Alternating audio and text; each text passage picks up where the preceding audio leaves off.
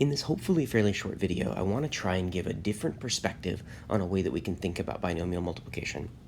I know that a number of you at some point sort of learned like the box method for multiplying binomials. So if you had like x plus a and x plus b, I know lots of times you guys write this at the top instead of at the bottom, but it should be the same thing. I'm going to sort of do it like this so we can see something a little bit more clearly. So in this top box, we'd put x squared. Down here, we'd put ax. Over here, we would put bx. And over here, we'd put ab.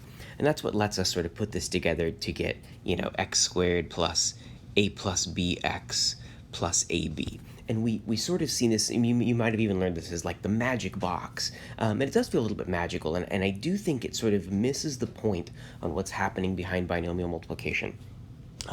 Truly what's happening when you multiply a binomial like x plus a by one like x plus b is that what you're really doing is you're multiplying one thing from this one and one thing from this one, and you're just writing down all the possible ways that that could happen. And that's all well and good, but it ends up getting a little bit more complicated when we're working with three binomials. And so I want to sort of give us another way of thinking about that when we've got three binomials.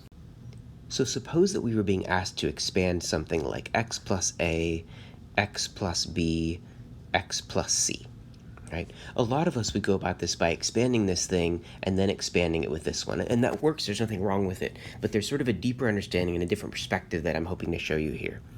So I want to sort of talk about, could I do something like x plus a, x plus b, and then extend this backward into effectively a third dimension, right?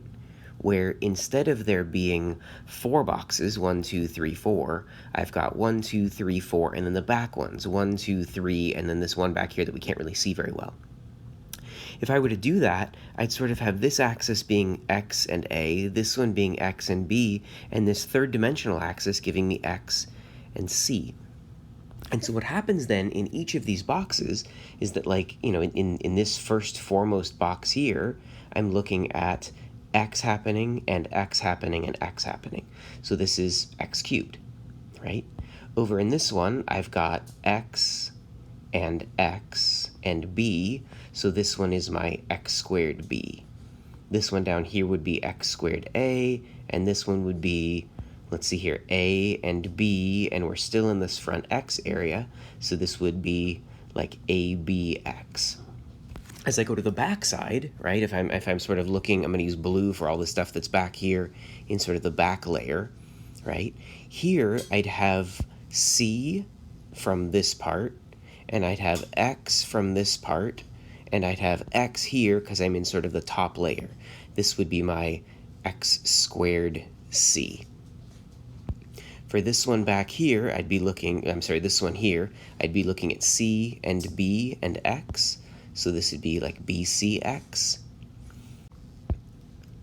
Remember that this one over here this is all part of bcx. This guy down here would be a along with c, and then b from this dimension. So this would be abc. And then there's this one cube that's kind of in the back that we can't really see. And that one is c from this dimension, x from this dimension, and a from this dimension. So this is like acx. Now, I'm not actually recommending that anybody try and draw a three-dimensional box for this. It's actually not easy to do, but there is something sort of deeper that I want us to see about this. So if we sort of move this to the side, I want us to think a little bit differently about, is there a way that I could visualize this x plus a, x plus b, x plus c thing happening? I was trying to say before that what's really happening in this multiplication is you're doing all of the possible products of one thing from here, one thing from here, and one thing from here. So let's see if we can go through those, right? I could pick x from all of them. That would be x cubed, right there. I could pick x from this one and x from this one, and then c from this one. That would be x squared c. That's right there. Then I could do x from this one and b from this one and x from this one. That would be bx squared, right there. I could do x from this one, b from this one, and c from this one. That would be x, b, c. I've got that one right there. And then I've sort of exhausted all the ones that can start with x, so now I could go with ones that start with a. I could do a x, c. So plus a x, c, that one was right here. I could do a x, x. That would be ax squared, which I have right there.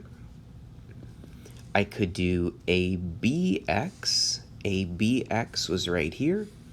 And finally, I could do a b c, which is right there. So there's sort of this idea that when we're doing binomial multiplication of three things, what we're really looking at is we're looking at how many ways, not how many ways, in what different ways can we pick one thing from each of these and write all of those things down. This perspective on multiplication, I think, is really going to help us as we go into the second half of the next lesson about sums and products of the roots of higher degree polynomials. So I know this might have been a little bit confusing, but I'm really, really hoping that it's going to sort of help us when we get to that point.